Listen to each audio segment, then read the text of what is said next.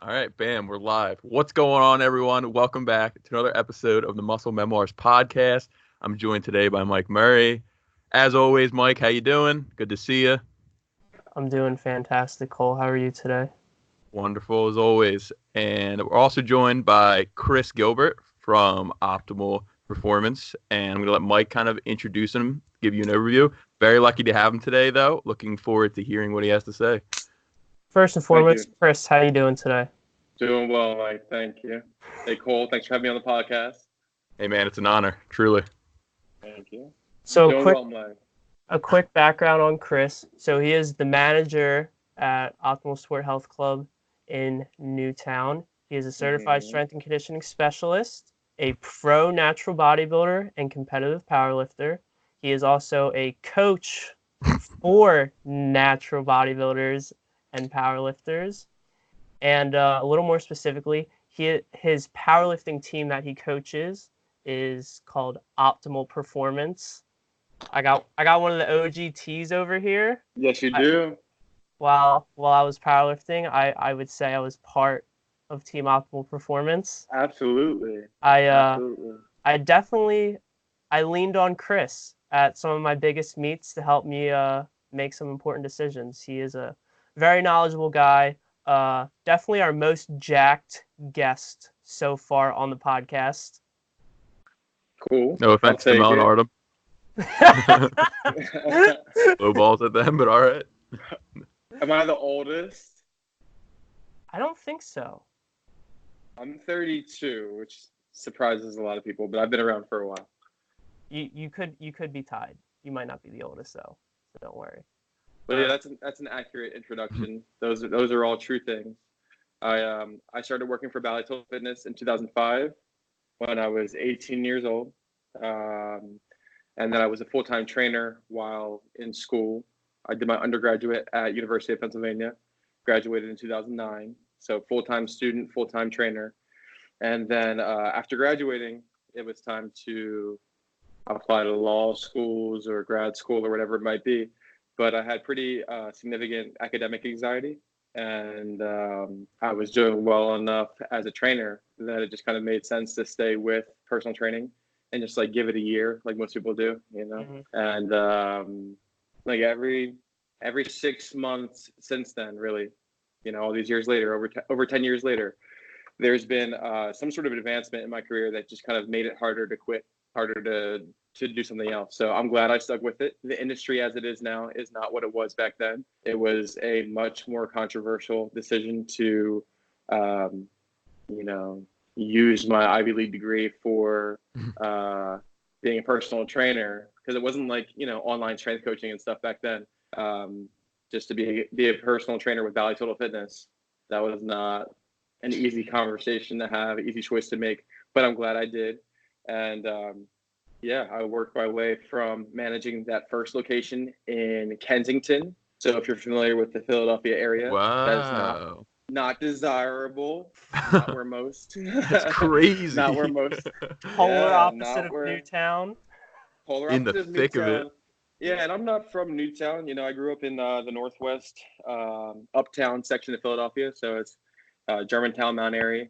They call it uptown. That's still the city. It's still got issues, but nothing compared to Kensington, you know, when I got there. So that was different. It's the heroin capital of America for listeners out there that aren't familiar with the area. So, you know, managing that was definitely a period of growth for me. Did 6 months there, and then I got promoted to the King of Prussia Ballytold Fitness, which was considered the flagship of the Philadelphia area. And I was just turning 23 at the time. I was just about to turn 23. So I was one of the youngest personal training directors in the country, and did well enough with that there was opportunity. But soon after I got up there, I left Ballytold Fitness. I did about 4 months at that location, but Bally was on its way down, and I could tell. So I left. Did my own thing for a few months. I think most trainers or fitness professionals have tried to do their own thing or fantasize about doing their own thing, and often find that it's harder to execute than they anticipated. And that was the case. I had like 26 people that said they would follow me to a certain gym, and 3 came. Fires. Yeah, that hurts. But luckily, I was still living at home. I had moved back home after college, so that wasn't too bad. And not long after trying to do it on my own, I found Optimal on Craigslist.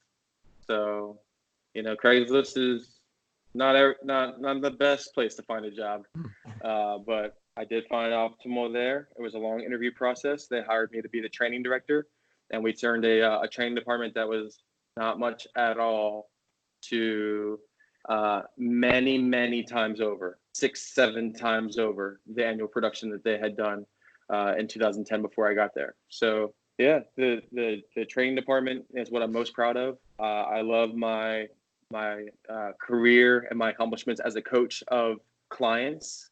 But I think the coolest thing about me as a fitness professional is the coaching tree that I have. Current fitness professionals, other trainers who I have worked with or hired or groomed or just influenced in some way. And they've all had really significant influences on me too, which is cool. I'm kind of like a bootleg version of like 100 different awesome trainers that I've worked with over my career. So that is me in a nutshell. I am a CSCS. Since 2012, I've had my CSCS, waited to get that. I am a pro natural bodybuilder in the NGA, which is the National Gym Association, and in what was known as the IFPA, International Federation of Physique Athletes. That's since been disbanded, discredited. IFPA doesn't exist anymore. For a while there, the WNBF honored the IFPA pro card holders. I don't know if they do still, and they'd probably be expired by now anyway. At one point, OCB was willing to honor my pro cards, but again, they're from 2014, and a lot of these federations want you to continue to pay on a yearly basis to maintain your pro status. So my pro status is, I'm not eligible to compete as a pro, I would assume. But I would say to any bodybuilder, any competitive bodybuilder that's worried about that, if you're concerned about re-qualifying and getting your pro card back, then you probably shouldn't be in the pros anyway. Right? If you're concerned about like, oh, will I get my pro card back? Like now I have to go compete against amateurs. Like the guys that compete at the pro level are just so different. And that's what's honestly kept me out of I haven't competed as a pro yet. So in some ways, I have a pro card, but I don't necessarily feel like a pro bodybuilder. I haven't been on a pro circuit. But I think a lot of times competitors get a pro card and can't wait to use it because they're worried it's going to expire, or maybe they just want to have an excuse to diet down for the next show. But I knew that even though I won, I definitely had a lot of work to do and a lot of very incomplete body parts. So I've been working on that for a lot of the last 5 years. I got into powerlifting. I did my first powerlifting meet in 2012. It was Keystone Games. It was a push-pull. I was 220, the 100-kilo class. I benched 315. I pulled 365. Those were cool accomplishments. But the reason why I got into powerlifting more after my bodybuilding season was I thought I had thin legs, and I thought that I knew I had thinner legs, and I thought that the old bodybuilding adage where they say I've never seen a guy with small legs squat 500 pounds. And honestly, that's like not true. I know a lot of guys with like really thin legs who squat a lot of weight. Mm-hmm. A lot of guys that I think do really well in the sport. It like doesn't make sense when you look at them. Some of the powerlifters look like bodybuilders, and you're like, oh wow, this is the example that everyone's using as a standard. But there's also, they may be more the exception than the rule, because there's a lot of people at nationals who do really well who don't look as jacked as they perform. Mm-hmm. So that's what got me into powerlifting. That's why I started doing it after my 2014 season. I wanted to focus on performance, not focus on the mirror, not focus on the scale, right? Trying to recover from my bodybuilding season. But I just kind of like stuck with powerlifting since then. And it probably wasn't the most productive use of my bodybuilding time. And it's not because powerlifting wouldn't have been productive. It's just that powerlifting, as I did it, wasn't as productive as it could have been for a good amount of that time. I had a lot of injuries, so I competed I did PA states for powerlifting with USAPL in 2015. I was the 93 kilo guy, so weighed in at like 200.4 pounds, and I'm 6'1", so 200 pounds at 6'1". Sam Okunola, if I'm saying his last name incorrectly, is I think 2017 IPF world champion, or not IPF, IPE. IPE world champion. Thank you. And he's like 6'1" or so, and he gets on stage around 201, 202. So I was competing at that same height and weight. I wasn't nearly as lean or as muscular as he was, but it just wasn't the right weight class for me. But I did states at 93.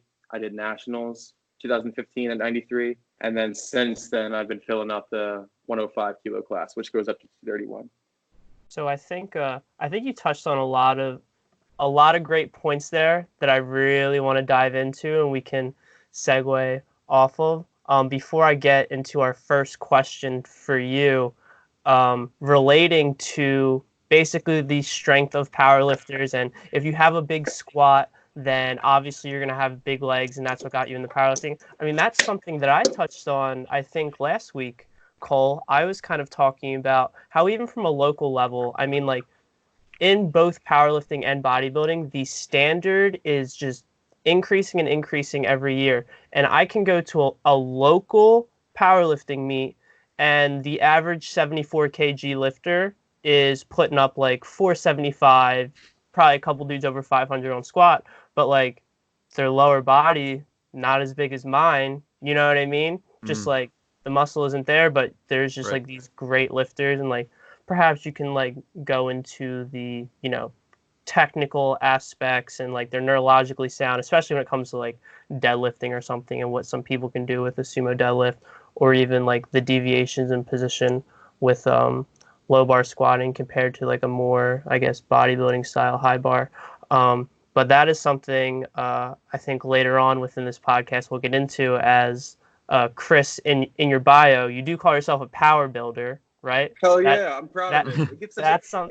It gets a bad reputation, but like I dare someone to tell me that I'm not a power builder. I literally won a pro card in bodybuilding, and I say what you want about my Wilks or whatever, but a 1,500 pound total is like a serious total. I feel like I'm pretty strong. Yeah. To put up a 1,500 pound total. So yeah, I'm a power builder. People talk trash on it, but yeah. I would say, by definition, like, you are a power builder. Like, there's nothing more that you can do to make you a power builder, but I think it will open up a discussion down the road within this episode, talking about like the benefits and negatives potentially of being a power builder. But you were kind of talking about how you never kind of took on the pro circuit yet, and you've been working on a lot of different body parts for a while. Let's expand on that and tell us about where you're at right now. Like, what are you focused on, man? What's the next step? Yeah, for sure. So I get asked often, like, will I compete in bodybuilding or powerlifting next? I did have a competitive, successful 2018 powerlifting season. I squatted 518, which was a big goal of mine, to get a 500 pound squat. I squatted north of 500 at states and regionals.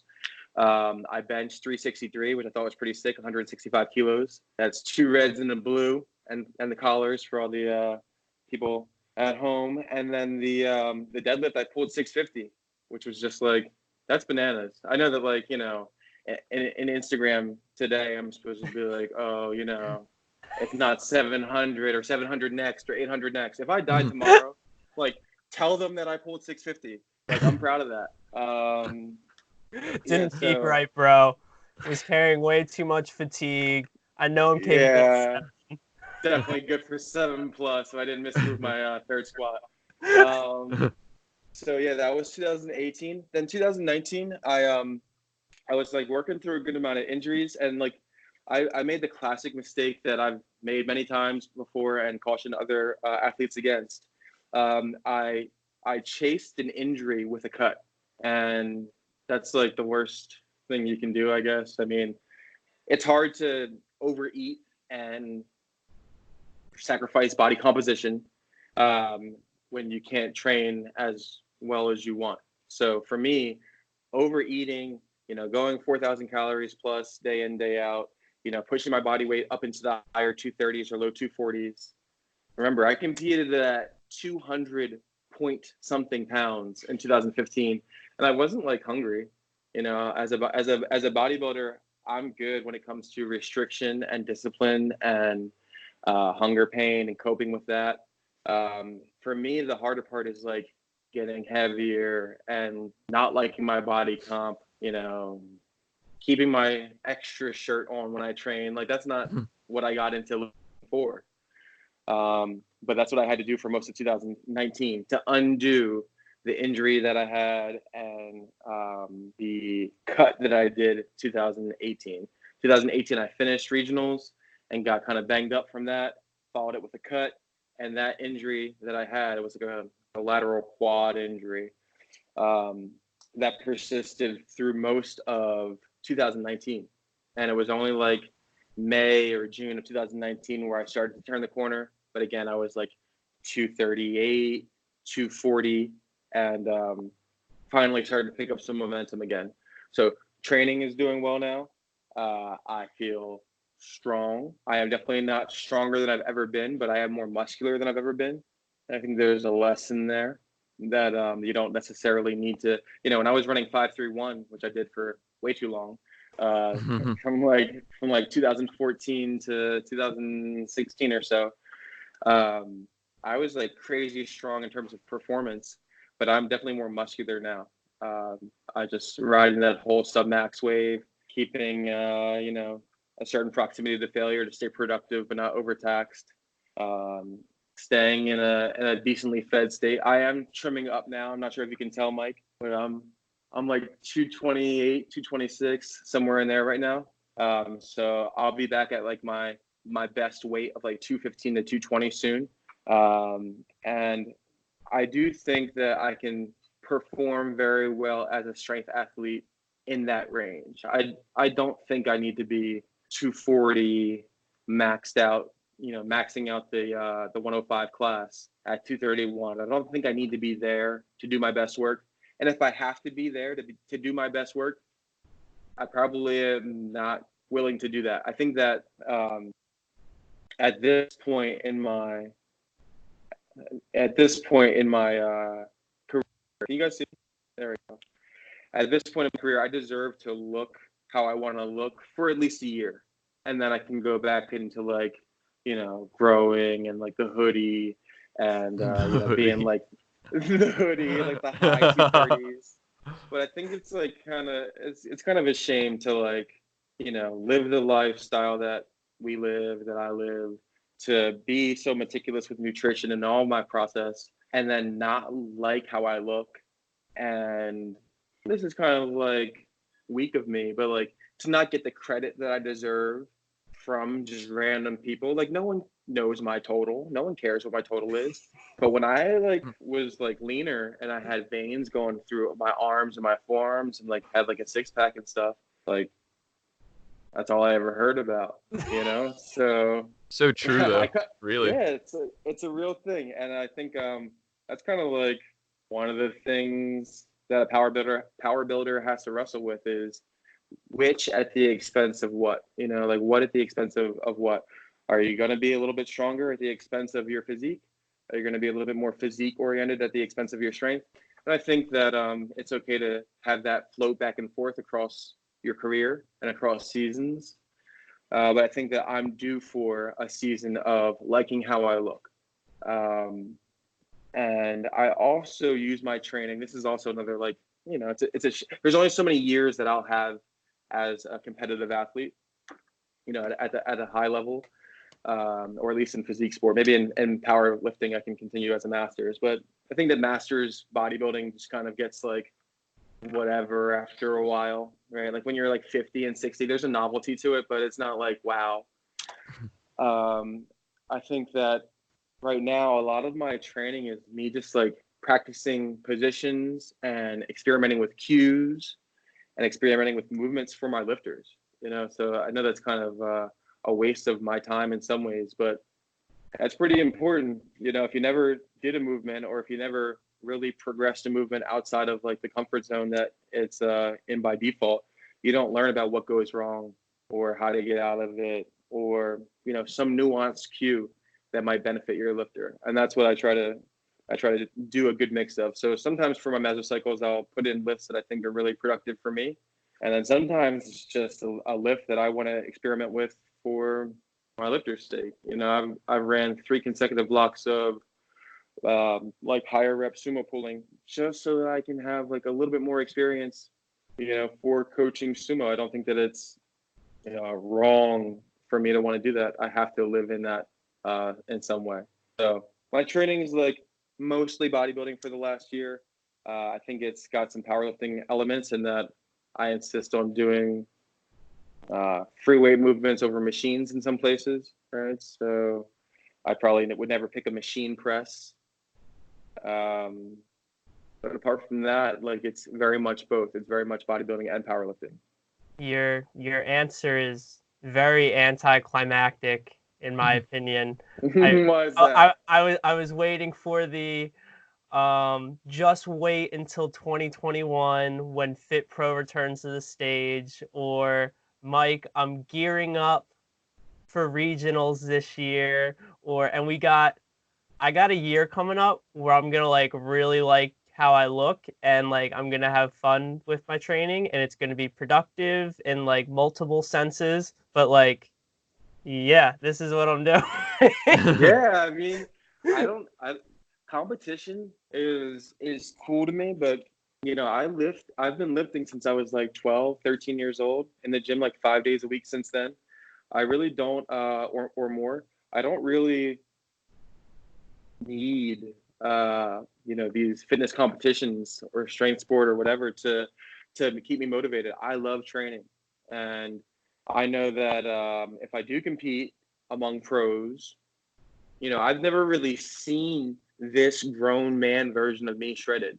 I'm excited. I think that I would beat the hell out of 2014 me, but I also don't think that he was that great to begin with. Like, he was probably a better power lifter than he was bodybuilder. At 200 pounds, I squatted 463. I benched 325, and I pulled 617. And that was at 200 pounds. So to me, to put up that total at 200 pounds is probably more impressive than putting up 1,500 pounds at 30 pounds heavier. And I think that there's a lesson there. I think that What's the Wilks, bro? Yeah, the Wilks is very, very similar, like 410, 409 for both. Oh, okay. All right. Mm-hmm. Yeah, so I think that the lesson there is that I was healthy. I wasn't that specific. I had lots of muscle for my bodybuilding seasons. And like, in theory, I should have been able to do way better recently because I just know more. Like, I know how to brace better. I know how to pull slack better. I know how to, like, retract and depress my scats better on bench. Like, in theory, I should be better in every way because I'm a better coach now, right?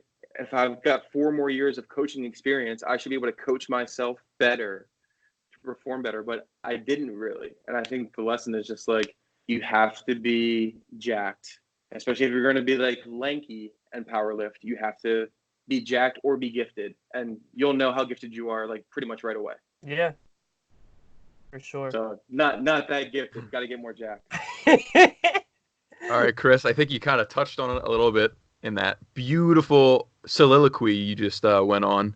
But specifically, when you're talking about your split, how would it differ if you're programming for powerlifting or hypertrophy work specifically? And maybe what are some key things that you're doing in regards to programming for hypertrophy that is different than for powerlifting? Yeah, for sure. So if I was getting ready for a meet or getting someone ready for a meet, I think there needs to be way more intensification. I think that, top sets need to be there. I think more sets under 5 reps need to be there. For bodybuilding, it's kind of like the opposite. Like we were saying, Mike, very rarely are the top sets going to be taken, below 5 reps, below 4 reps. probably very few sets per week, around 5 reps or so. I do like having 5s and 6s, but I also do my best work in like the 8 to 12 rep range. And I always have, even when I was prepping for for powerlifting meets, my back down volume, some of my most successful programming that I ran for myself or other athletes is, a couple heavier sets of 5s, and then let's get you out of there into some supportive volume in the 8 to 12 rep range. And I don't know how much of that is hypertrophy or just truly like supportive volume, but I find that that's helpful for both bodybuilding and powerlifting. If I was doing purely bodybuilding, I probably would touch, if I was being objective, if I was coaching me and if this athlete came to me as a coach and said, I don't give a crap about powerlifting, I want to get as jacked as possible, I'd probably say you need to like do yoga and fix your squat or stop squatting, because it's just not doing what you want. You can like see when a lot of lanky lifters squat, it's like they hit the hole and then their hips pop up, and then once everything kind of grabs traction, they hinge and extend their hips and they squatted, but their quads didn't drive the weight. The knee extension was not correlated with any movement of the barbell. They hit the hole, the knees extend, the bar doesn't move because it just kind of tipped themselves over. And then once they get into that hinge pattern, the bar starts to move. And I'm not saying mine is that bad, but when it's heavy enough, it gets that bad. And, it probably produces a lot more fatigue than it should per, unit of stimulus, however you want to qualify it. So I definitely think that objectively, that is what I would do differently. When I was injured with this 2018 lateral quad injury, I couldn't back squat. So I could hack squat, hack slide, hack squat machine. I could, and we have an Icarian here, so one of the more well-known, very honest brands of hack. I could leg press, I could split squat, leg extension, leg curl, hyper, glute ham raise, all those good movements. And my legs picked up some size.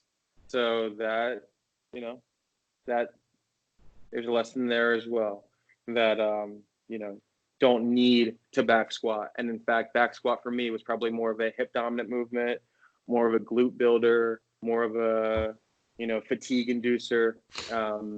Also my deadlift, that's why I chased deadlift. People told me, I had no hamstrings. I was on stage with just, strips, little thin strips of hamstring. And, a couple coaches told me that if I really pounded deadlifts, I'd have big port cords. So, within a year of getting off stage, I was sniffing a 600-pound deadlift. And I pulled 600, more times than I can count in my life, but still really didn't have significant hamstring development. Still really, it's a very significant weak point of my body. One where I'll lose a lot of points when we turn sideways on an amateur or pro bodybuilding stage, because the amateurs these days are not that much different than what I think the pros were like, or some weaker pro shows. Not all pro shows are created equal.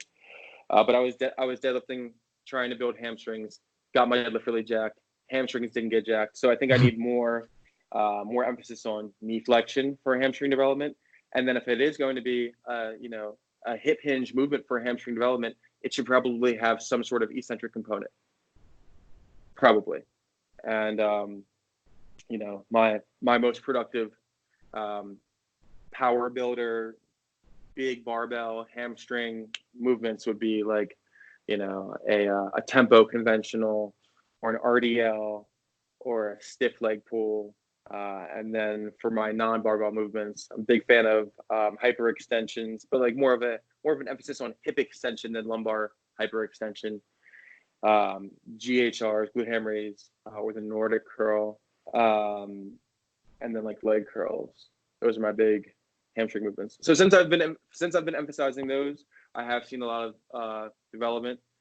This is my first time dipping back down into this weight range where I can see the detail of what I've built. So time will tell. But I'm confident that when I see 220 again and see 215 again, I will look ridiculous compared to last time I was there. And every few years, I kind of see these same numbers, these same body weights, and they look totally different. So I know I'm doing it the right. I know I'm doing something right. I don't know if I'm doing I doubt I'm doing everything right, but something's happening. I'm definitely growing still. A lot of the points you made were music to my ears and things that you're not wrong. You're annoying, but you're not wrong. that I can't agree anymore with. Chris and I, we still talk a lot, slide in the DMs and make little points at each other. And he knows me. He's just like, you're always bashing deadlifts to the point where like it's annoying. And like right now, I love bringing up squatty squats and how most people really they can't squat, like they just hinge and with a barbell on their back, and how like like Chris mentioned, the unit of fatigue compared to the unit of stimulus you're getting is just like completely out of sorts, and it doesn't make a ton of sense. And the amount of time too, I think that's an underrated thing, is like, you ever like finish your third triple and it's like 50 minutes into your workout and you're like, what am I doing? Who am I? Like I have 9 reps to my name, like three of which were effective reps by what we understand currently. Like I could have been on any machine and done like, multiple muscle groups, multiple movement patterns in that same amount of time. Even if it's not a machine, it could be split squat. It could be, any movement you want. Very few things take as long as like a traditional like SBD powerlifting session. So yeah, I think that's for most people, they might be better off just going with 3 sets of whatever for their legs, 3 sets of whatever for their upper, 3 sets of some sort of hip extension movement. And if that's your power building, SBD, that's cool. But I think that for a bodybuilder to do a 2 or 3 days a week of real SBD training, that's probably not appropriate. They need to be in some sort of variation that has more acute knee angle for their squat pattern, because a lot of these people, if you go wide enough and you barely hit parallel, like you must close your knee joint and then extend it against force for you to maximize quad training. Same thing for like their deadlift training. If you only pick it up off the ground and then you drop it, like how much stimulus is there? And then bench, I see a lot of lifters like get weaker even though their bench is climbing. Like if you watch some elite benchers, there's minimal movement at the elbow. There's minimal movement at the shoulder. They're literally just finessing the movement, but they're not really lifting the weight in the same way. So I think that, maybe one day a week at most, a powerlifter can justify if they can recover from it. Then maybe 1 day a week. And it's probably not even smart to do year round, just because I don't know that many movements should be in there year round. So Cole and we're always banging on, think critically about your program. Don't just do stuff. Be able to justify it, be able to explain it. So with these fantastic points that you're making, to summarize, basically, if you're squatting and deadlifting and your goal is to get as jacked as you possibly can, let's look at your squat. Is it squatty for one? And then also, like, are you feeling your quads at all? And then after that, how long is it taking you to do 3 sets of squats? Okay, well, my squat is hingy. I'm not getting a lot of quads, but I want huge quads. And it took me an hour to do 3 sets, where in that same amount of time, I probably could have done like 6, 7 sets of like hacks or leg press where I would have felt my quads more. Like, these are super important things to consider and ask yourself in your program. But a lot of people will say, well, you have to squat and you have to deadlift. And I think, Chris, you brought up some really nice points about why that might not be the case for you. I mean, they probably can and should squat and or deadlift, but let's do like 2 sets. Like do 2 sets and then get out of there. Go rack up volume on something that's like more specific. And you might see that your top sets or your 2 sets of squat start actually taking off, because instead of you just like doing the movement and getting whatever neural efficiency you can, whatever technique benefit you can, and then that's it. You're actually developing muscle and strength in those muscle groups by doing leg press or whatever. Like, I feel my legs after leg press more than I do after any squat session, and that sucks to say, but it's just it is what it is. So I might do. You said you're the same way. The same way. Yeah, and you have a pretty squat. It's not like, no, you're not lanky. You're not like, a goofy, like bent over squatter. You have a pretty squat. Even your comp squat, in flats was still like a pretty squat. It wasn't like a ugly squat. Like, I could show you some of my footage, and you're saying that leg press hits you better. It's what it is. And because of the balance and the instability, the muscle can't be as active with all of that balance component that goes into barbell squatting. So, in theory, someone could get as much or more for their quads if they're thinking hypertrophy from a Smith squat. You've seen a huge, a lot of momentum with Smith squats in the last year or two. And a few years ago, that was like, how you get roasted was squatting on a Smith machine or doing leg press. And you still see it. You still see like the strength camps like bashing leg press, like, the meme about like the leg press PR. But it's like, you know what? If I would have set more leg press PRs over the last like 3 years, I probably have better legs than I have now. I don't think 1 rep max leg press PR is valid. But, how many times can you increase your 10 rep max on leg press and not get, how long could you do that before you started to put on appreciable leg mass? Because I know that a lot of people can put on a lot onto their squat, but it hits their legs, but it also hits their glutes mainly, or hits their back and beats them up, or they got injured, or they blew their adductor. And it's like, squat is it's got a lot of other factors into it besides just the the quad, unlike leg press, which is more straightforward. For sure. I'm good for a few more minutes, guys. You don't have to rush. Oh yeah? Yeah, you can go a few more minutes. We can do another question or something. All right. So let's take one that's a little more specific, where we won't potentially get into a super long tangent. You talked about top sets in there a little bit when you were describing differences between powerlifting and bodybuilding.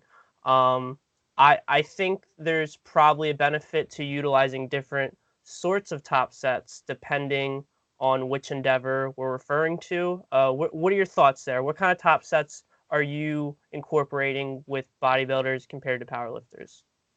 I think powerlifting is more straightforward. I think the benefit of a top set in powerlifting is, if your goal is ultimately to express your best 1 rep max, it's good to kind of translate some of your training volume. So let's say that you've got like, no one picked these numbers apart, but let's say you got like 5 sets of 5 is like your foundation.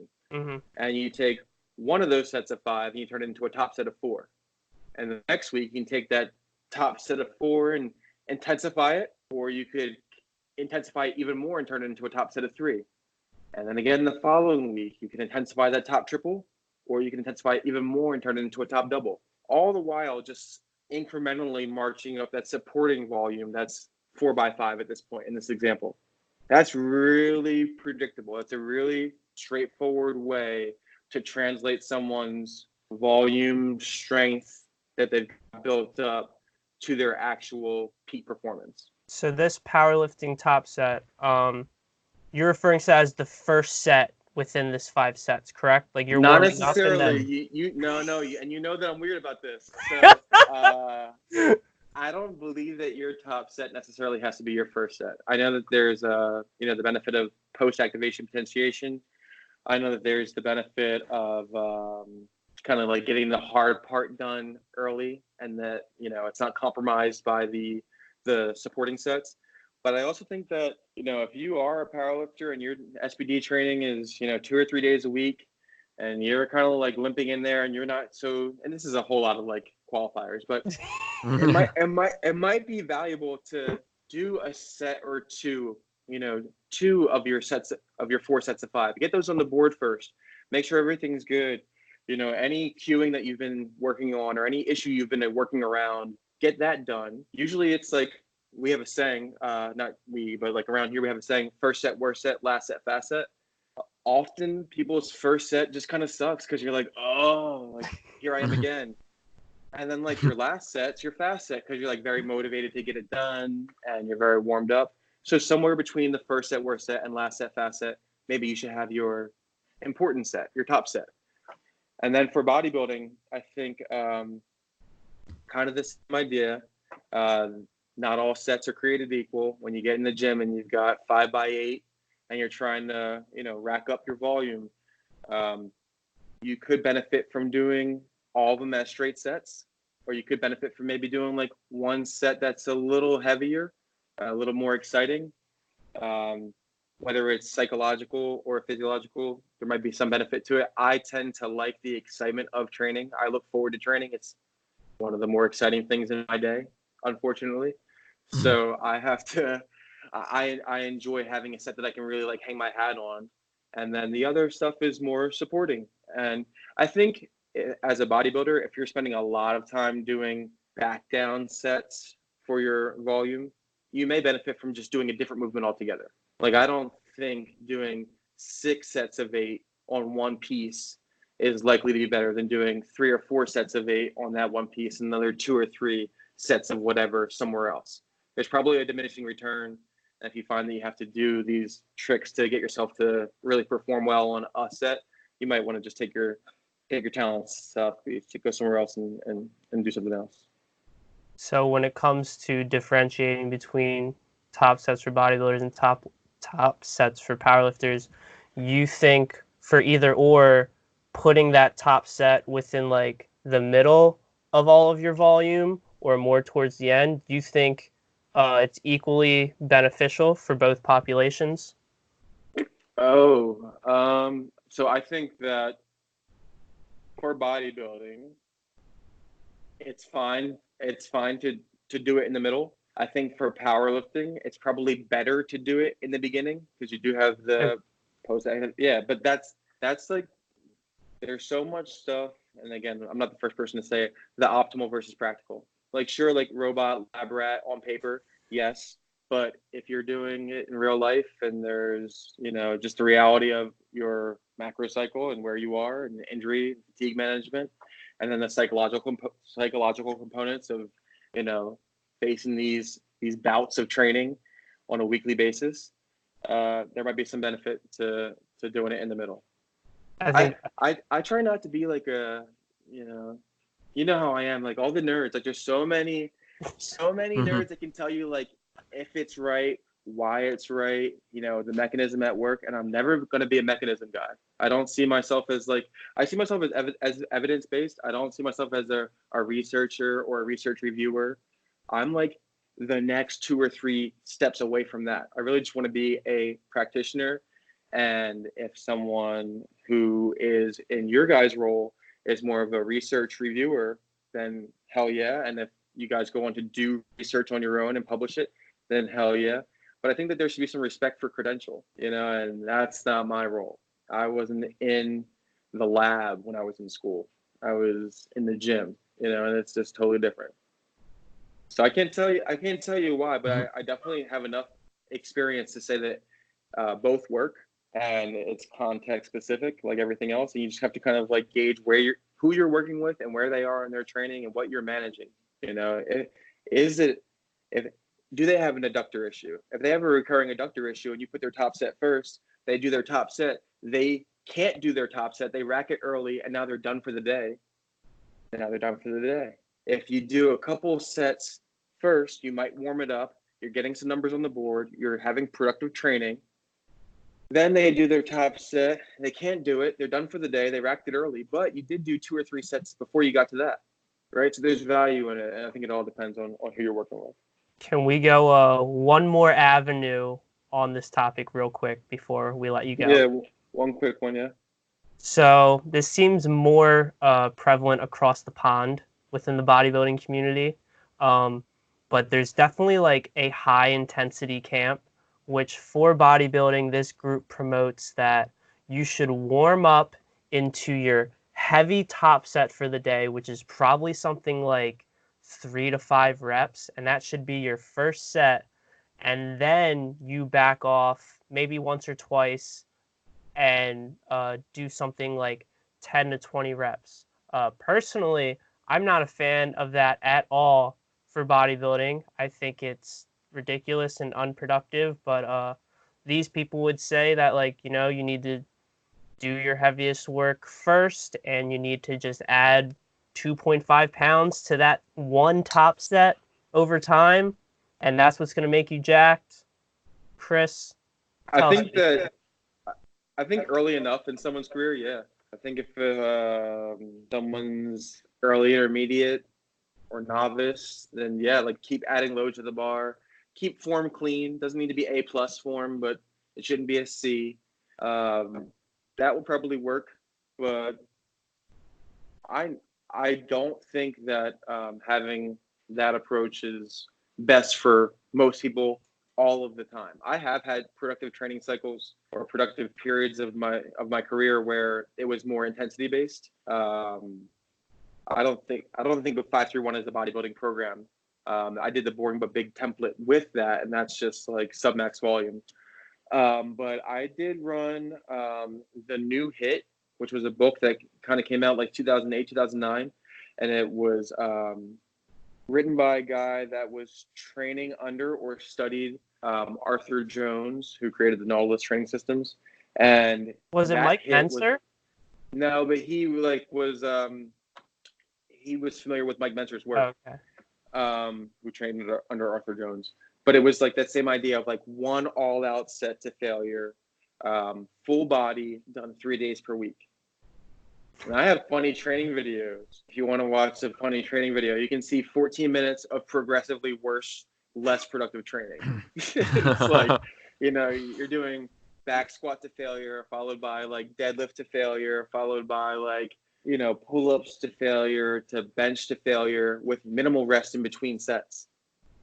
That's what I did. I saw some progress on that. Like I made progress on that. I was pretty jacked. I was able to do some pretty good things. And you could say maybe like if it was just a couple weeks of progression, it was just like the novelty. But I saw like multiple months, multiple blocks of training progression in that system. So it worked. I don't think it was sustainable, and I don't think I would use it indefinitely or for everyone. But if someone had 3 days a week to train, they had 45 minutes to do it, top to bottom, in and out, and they were, hypertrophy minded, might be an option. If they moved well enough and they kept good movement standards, maybe it's more appropriate for machine training, because as you fatigue, as you have more systemic fatigue, as your blood sugar drops across that 15 minutes of hell, maybe it's nice to not have to stabilize. And it could be a viable training system. I don't think it's wrong necessarily, but I think it's probably just a reaction. You know, in fitness, or probably in other industries too, I just wouldn't know. There's always like the reaction, right? So there's like the thing, the revolution. So like this is the submax high volume revolution, and then there's the reaction, which is like everyone kind of trying to go against it and like rebrand themselves and differentiate themselves and say like, oh no, that is that system. Have you tried this system, which is better in whatever way? It's half the time, or, you know, whatever selling point they have. But that's what you see in the industry. Oh, let's go low carb. Oh, let's go keto. You know, it's just like these like opposite systems. Cool. All right, man. We don't want to take up too much more of your time. We know we're kind of at that point. Yeah, I'm here for it though, man. I love talking about this stuff. This is all I do. I have no hobbies or hidden skills. I can't sing or draw. I don't really have a lot of friends, but I live in the gym. I've been in the gym like 50 hours a week for my entire adult life. And, you know, if it comes to just like the practical training application stuff, I'm all about it. When it comes to the sciences and like, you know, what's happening behind the scenes, I have trainers that specialize in that stuff. Mike, you know, I'll always consider you a resource for stuff that's out of my scope that when I work with people. And I have lots of trainers that have these areas of expertise, and they are my point person when it's out of scope. So I don't even try to reach. I just try to kind of learn from and stay in my role. and then refer out when necessary. But when it comes to like a lot of this stuff, it's exactly my wheelhouse. Yeah, dude. You've been absolutely phenomenal. I mean, we talked about this before we started recording, but I think we're gonna have to get you on for a part 2. You gotta come back, Chris. Yeah. I talk a lot, right? You can tell I talk for a living. I just run my mouth. But I'm passionate about it. Well, we appreciate having you on, man. It was great talking to you. And Thank you. hopefully we can get you rescheduled coming back. Yes, please. Enjoy the rest of your afternoon, man. Hope to talk to you soon. You too. Merry Christmas. Talk to you soon. Merry Christmas. Take it easy, man. Thanks, Chris. See ya. All right, everyone. That'll wrap it up for this episode of the Muscle Memoirs Podcast. Obviously mentioned, but we're going to get Chris back on. We had a few more questions for him, but he's got a busy day per usual with a lot of clients scheduled. So hopefully we can get that sorted out. But hopefully this episode, it provided a lot of good insight for you about Chris's background and maybe some programming differences between powerlifting and bodybuilding, and kind of give you a new appreciation and insight into power building, as Chris kind of coined his term for himself. Mike, you got anything else to add for this episode? Yeah, I think for this, it pretty much planned part 2 at this point. I think that's where we'll come back to this conversation and really just talk about power building and the advantages and disadvantages of this approach. I think it's something that's pretty trendy in the field right now, especially amongst those who don't have competitive desires. Chris is the Fit Pro. Like, his Instagram is Chris Fit Pro.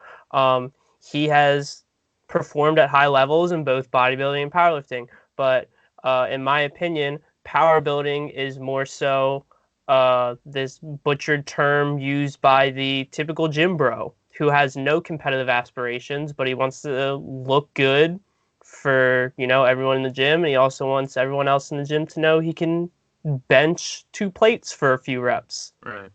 Yep. Yeah, so we look forward to getting that episode out to you, and then we can kind of dive into it a little bit deeper. But until then, hope you enjoy the episode, and we'll see you guys next time. Thanks for joining us.